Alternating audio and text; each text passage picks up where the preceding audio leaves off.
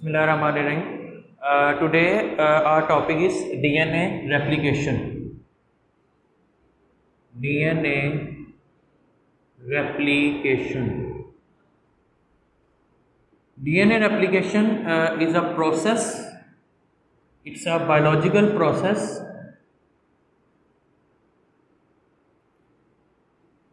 in which two identical बोलते हैं same को, to identical copies of DNA is formed from one parent DNA is called DNA replication. So DNA replication में simply क्या होता है कि हम लोगों के पास एक DNA से हम लोग दो DNA बना लेते हैं, मतलब उसका रेप्लिका बना लेते हैं, कॉपीज बना लेते हैं, उसको हम DNA रेप्लिकेशन का नाम देते हैं। अब हम देखते हैं कि एक्चुअली DNA रेप्लिकेशन पे होता क्या है। सबसे पहले ये आपके पास एक DNA है which is coiled and wind double helix structure, this is DNA।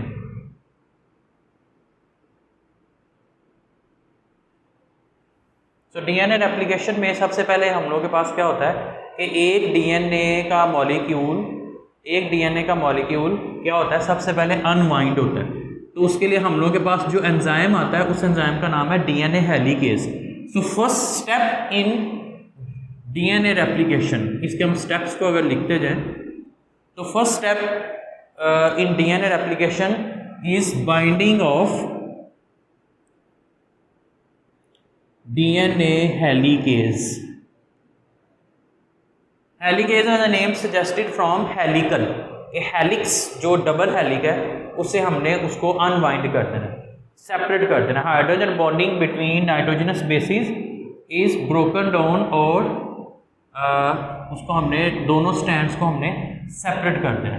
तो यहाँ आपके पास डबल स्टैंडर्ड DNA है जिसके अंदर नाइट्रोजनस बेसिस है, इसके दरमियान हमने नाइट्रोजनस बेसिस के दरमियान जो हाइड्रोजन बॉन्डिंग है इसको ब्रेक करने के लिए जो एंजाइम यूज़ करते हैं उसको हम DNA हेलिकेज का नाम देते हैं। सो बाइंडिंग ऑफ DNA हेलिकेज, और साथ साथ इसका फंक्शन भी लिखते थे कि DNA हेलिकेज का काम क्या है, अनवाइंड और सेपरेट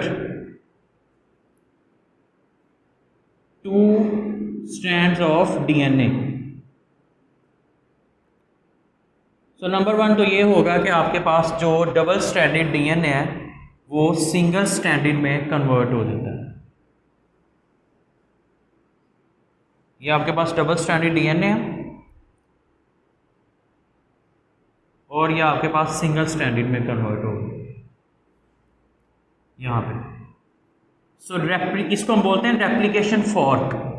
जस्ट लाइक दैट, जिस तरह हमने ट्रांसक्रिप्शन में बात की थी कि ट्रांसक्रिप्शन में जहाँ पे प्रोमोटेड सीक्वेंस होगी टाटा बॉक्स और TCGA, सिमिलरली DNA रेप्लिकेशन में भी जो DNA हेलिकेज एंजाइम है वो वहाँ पे जाके बाइंड करता है जहाँ पे रेप्लिकेशन फॉर्क होती है। इस एरिया को हम बोलते हैं रेप्लिकेशन फॉर्क। रेप्लिकेशन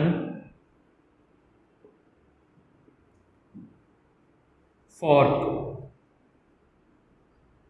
तो रेप्लिकेशन फॉर्क पे जाके एंजाइम अटैच हो जाता है जिसको हम DNA हेलिकेज का नाम देते हैं। अब DNA हेलिकेज ने यहाँ से ट्रैवल किया और इसने ये DNA को अनजिप कर दिया, अनवाइंड कर दिया, सेपरेट कर दिया टू स्ट्रैंड्स को। ठीक हो गया। नंबर टू स्टेप इसमें क्या होता है, number two binding of primase enzyme. Primase enzyme as a name suggest, जिस तरह हेलिकेज था हेलिक्स को सेपरेट करना है, सिमिलरली प्राइमेज एंजाइम का काम है ऐड प्राइमर, प्राइमर से प्राइमेज। प्राइमेज एंजाइम का काम है प्राइमर को ऐड करना। Know what primer is? Primer is a short RNA sequence which is usually 10 nucleotide sequence होते हैं। 10 न्यूक्लियोटाइड की सीक्वेंस का हम लोगों के पास सिंगल स्ट्रैंडेड एक छोटा सा RNA होता है जिसको हम प्राइमर का नाम देते हैं, short RNA sequence which usually consist of 10 nucleotide sequence and it is added by primase enzyme. तो यहाँ पे प्राइमेज एंजाइम ऐड हो जाता है 10 न्यूक्लियोटाइड सीक्वेंस का। This is primase, this is primer, यहाँ पे प्राइमर एंजाइम ऐड हो गया, ठीक है। Number 2 is binding of primase enzyme which add primer sequence which usually 10 nucleotide sequence. उसके बाद नंबर 3 हम लोगों के पास एंजाइम है जिसका नाम है एडिशन ऑफ DNA पॉलीमरेज 3। हम लोग के पास 3 एंजाइम्स होते हैं, DNA polymerase 1, DNA polymerase 2 and DNA polymerase 3। हर एक का एक सेपरेट फंक्शन है। DNA पॉलीमरेज 3 का क्या काम है, उसने ऐड करनी है न्यूक्लियोटाइड्स को, just like that RNA polymerase in transcription. So DNA polymerase 3 का काम है addition of nucleotides at 3' OH just after primer, जिस तरह प्रोमोटर था, प्रोमोटर से ट्रांसक्रिप्शन है। So addition of nucleotides at 3' OH just after primer, ठीक है। तो यहाँ पे हम लोग के पास सबसे पहले DNA हेलिकेज एंजाइम ऐड हुआ था, उसके बाद प्राइमेज ने प्राइमर को ऐड किया, प्राइमर के बाद 1 न्यूक्लियोटाइड्स ऐड होते जाएंगे आपके pass through DNA polymerase 3 enzyme, और ये एंजाइम आपके पास एक फुल लेंथ DNA बना देंगे। This is DNA polymerase 3। तो DNA पॉलीमरेज ने प्राइमर के बाद एक न्यूक्लियोटाइड को ऐड कर दिया और आपके पास फुल लेंथ DNA बन गया। सिमिलरली ये जो आपके पास स्ट्रैंड है इसको हम नाम देते हैं लीडिंग स्ट्रैंड, लीडिंग स्ट्रैंड, ये लीड कर रहा होता है। सिमिलरली यहाँ पे भी इस तरह ही होता है, अगर ये वाला 3' था ना और ये 5 है, इसका ये वाला 5 है, सिमिलरली ये 3 है और ये 5 है। अब जब एक स्टैंड पे हो जाता है, सिमिलरली दूसरे स्टैंड पे भी यहाँ पे कौन सा एंजाइम आएगा, प्राइमेज एंजाइम। प्राइमेज एंजाइम भी क्या करेगा, 3' पे, प्राइमेज एंजाइम 5 पे नहीं ऐड कर सकता, 3 पे ऐड करता है, ठीक है। सो 3' पे प्राइमेज ने प्राइमर को ऐड कर दिया, उसके बाद फिर ये वाला स्टेप होंगे, फिर DNA पॉलीमरेज 3 आएगा और जस्ट आफ्टर प्राइमर 1 न्यूक्लियोटाइड को ऐड करता जाएगा। अब ये जो हम लोगों के पास स्ट्रैंड है इसको हम नाम देते हैं लैगिंग स्ट्रैंड, लैगिंग स्ट्रैंड, क्योंकि जो लैगिंग स्ट्रैंड होता है इसके अंदर हम लोगों के पास न्यूक्लियोटाइड्स बाइंड नहीं होते।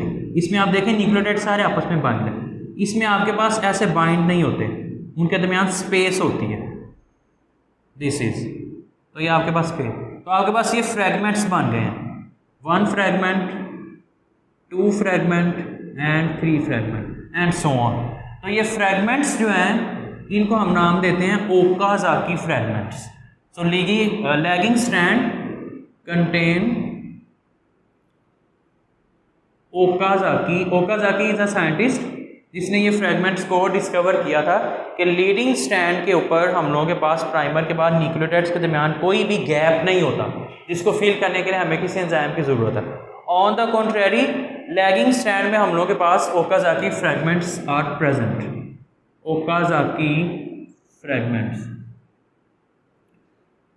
ठीक है। अब इन फ्रैगमेंट्स के दरमियान स्पेस को ख़त्म करने के लिए नंबर 4 स्टेप है हम लोगों के पास, नंबर 4 DNA गाइरेज एंजाइम,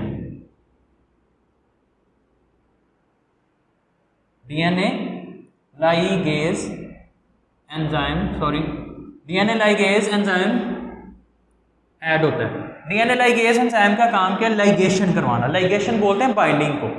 ये जो फ्रैगमेंट्स बने हैं इनके दरमियान इसने बाइंड कर देना है, इनको आपस में बाइंड करना है इस तरह ऐसे। सो बाइंडिंग लाइगेशन का काम कौन करता है, DNA ligase. So DNA ligase का फंक्शन क्या है हम लोगों के पास, binding of fragments, binding of Okazaki fragments on lagging strand is added by DNA ligase enzyme. This is DNA replication. ठीक है, तो कितने एंजाइम्स हम लोगों के पास इसमें ऐड हुए हैं? डीएनए हेलिकेज जिसने अनवाइंड किया, प्राइमेज ने प्राइमर को ऐड किया, डीएनए पॉलीमरेज 3 ने न्यूक्लियोटाइड्स को ऐड किया, आपके पास फुल लेंथ डीएनए बन गया। एक स्टैंड के ऊपर तो कोई ऐसी कंडीशन नहीं थी, लेकिन दूसरे स्टैंड के ऊपर फ्रेगमेंट्स थे, उनको हमने बाइंड करने के लिए हमें एक एंजाइम की ज़रूरत है जिसका नाम है हम लोगों के पास लाइगेज एंजाइम। तो लाइगेज एंजाइम दोबारा से दोनों ये जो फ्रेगमेंट्स है ओकाजाकी फ्रेगमेंट्स, इनके दरमियान जो स्पेस है इनको फिल कर देता है। ठीक है, तो आपके पास दोनों तरफ full length DNA is formed. अब हमने इस डीएनए को यहाँ से कट करना है ताकि आपके पास एक डीएनए से 2 डीएनए इज फॉर्म्ड। तो यहाँ पे एक 4-5 स्टेप में आपके पास एंजाइम है जिसका नाम है रेस्ट्रिक्शन एंडोन्यूक्लियस।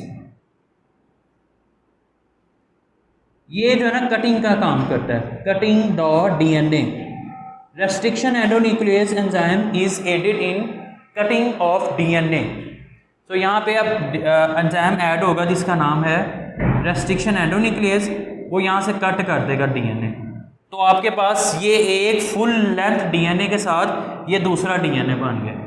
ठीक है, तो इसके बाद आपके पास एक डीएनए से ये 2 डीएनए बन गए। स्पेस कम थी इसलिए मैंने छोटे बनाए हैं डीएनए, लेकिन आप देखें कि ये आपके पास एक डीएनए